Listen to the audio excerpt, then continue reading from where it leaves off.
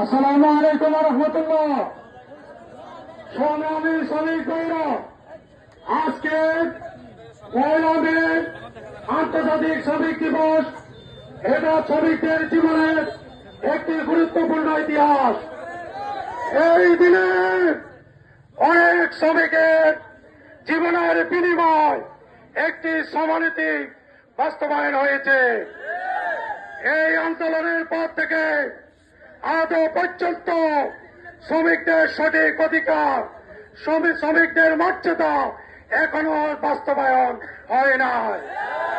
এখনো আমরা দেখতে পাচ্ছি রাস্তায় রাস্তায় শ্রমিকেরা অপমানিত হয়, স্থানে শ্রমিকদের থেকে চাঁদা হয়, প্রত্যেকটি প্রতিষ্ঠানে শ্রমিকদের উপর নির্মম ভাবে অত্যাচার করা হয়। শ্রমিকদের সঠিক অধিকার এখনো বাংলার জমিনে সফল হয় না। ক্ষমতার পরিবর্তন হয়েছে, ক্ষমতা এসেছে শ্রমিকের কাম চড়িয়ে, রক্ত চড়িয়ে। এখনো কোন সরকার